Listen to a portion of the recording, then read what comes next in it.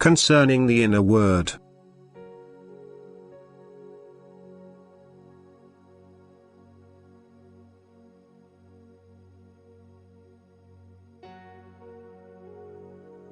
My voice will be heard by all those who yearn for it and who make contact with me in their hearts, thus who do not merely send lip prayers to me, which I do not hear. But I have many children who sincerely pray to me and whose prayer I therefore grant, especially if they only appeal to me to speak to my child as a father. For this request testifies to its love for me, who is everything to such a child. God and Father, friend and brother, and then I will express myself as a father, friend and brother, and my words will, at all times, relate to its appeals and wishes, which the child presents to me with complete confidence. And thus every human being may consider himself spoken to by me if he merely remains in heartfelt communication with me until he become conscious of my reply. For precisely this waiting and expecting of my answer must not be neglected, but it also assumes a profound faith that I speak to my children.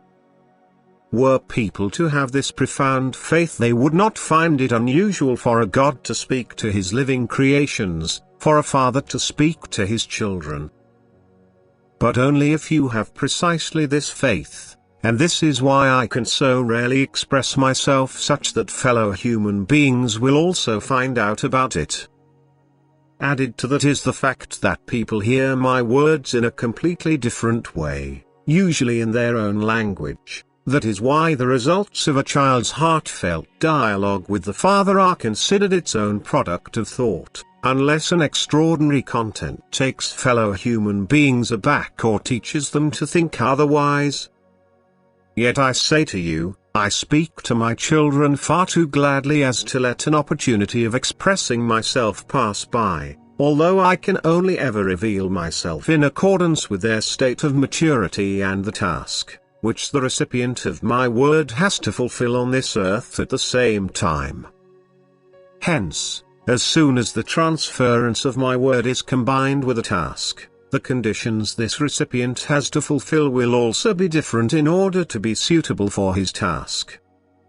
In that case, the results of the heartfelt communication with me, the content of my direct speech, will also be of a different kind, because it will have to stand up to criticism by rational people, because they must be viewed as teaching material which is intended to be spread, which is to be conveyed as the gospel to people who are suffering utmost spiritual hardship. But it will by no means contradict my words to my children, although they will be presented in a different form precisely because of their purpose. For I must address my children according to their capacity of reception. And as soon as my messages are quoted literally, they will never contradict themselves. If, however, they get rearranged according to personal opinion, then error will also be included in the words which, initially, were conveyed to a person in purest truth. Whatever you humans hear from above should be left unchanged by you. Time and again I want to remind you of this, then the truth will be guaranteed, and then nobody will be able to take offense apart from those who, as yet, still don't know the truth themselves.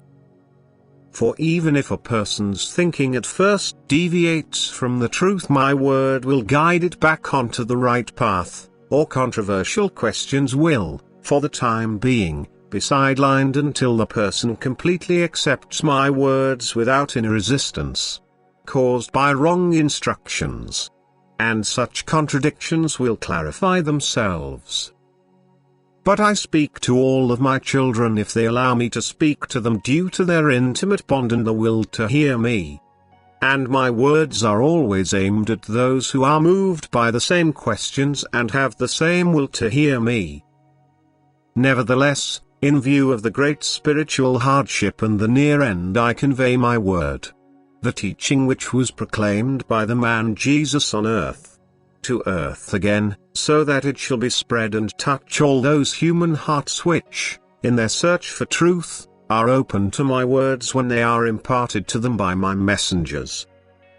This word is therefore intended for everyone, but will likewise only make an impression on those who listen to it without resistance, and they will subsequently act and live in line with my word, and will also be able to experience the effect of my word, for they will gain in strength and light, willpower and wisdom, for everything that comes forth from me will have to take effect, providing that the person's will does not offer resistance.